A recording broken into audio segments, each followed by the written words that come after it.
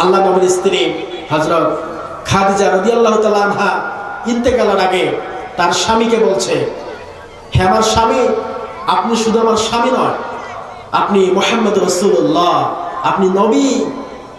ও আমার স্বামী মুহাম্মদ রাসূলুল্লাহ, আমার বড্ড ভয় হয় ইন্তেকালের সময়, যখন আমার ইন্তেকাল হয়ে যাবে, আপনার আগে আমার যদি ইন্তেকাল হয়ে যায় গো স্বামী, আপনার আস্তিন মোবারকটা দিয়ে আমার দাফন কাফন আপনি করবেন।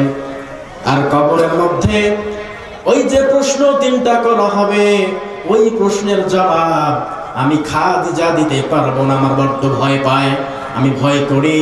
ইয়া রাসূলুল্লাহ, ইয়া হাবিবাল্লাহ, আমার স্বামী, ওই কবরের প্রশ্নের জবাব আমি দেব না, আপনি মুহাম্মদ রাসূলুল্লাহ দিয়ে আসবেন।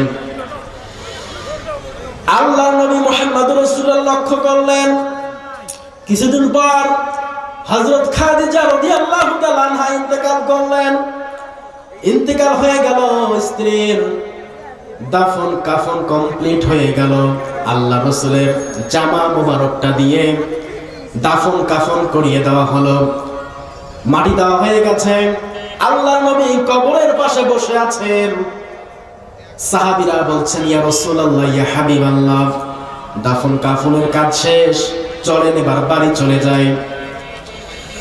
আল্লাহর নবীকে দেখে বলে, আমার সাহাবীরা তোমরা চলে যাও, আমি যাব না, আমি আমার স্ত্রী খাদিজাকে কথা দিয়েছি, আমার স্ত্রীর কবরের মধ্যে যে প্রশ্নগুলো করা হবে, এই প্রশ্নের জবাব না দিয়ে আমি রাসূল কিন্তু কবর থেকে যাব না। বলে আল্লাহু আকবার। আল্লাহ পাক রব্বুল আলামিন জিবরাইলকে পাঠিয়ে দিয়ে রাসূলকে জানিয়ে দেয়, গো রাসূল, চিন্তা করার দরকার নাই, কবরের পাশে বসে থাকার দরকার নাই, খাদিজার প্রশ্নের জবাব খাদিজাকে দিতে হবে না, আপনি রাসূলকেও দেওয়া লাগবে না, খাদিজার প্রশ্নের জবাব আরশে আজিম থেকে আমি আল্লাহ নিজেই দিয়ে দেব। বলি আল্লাহু আকবার।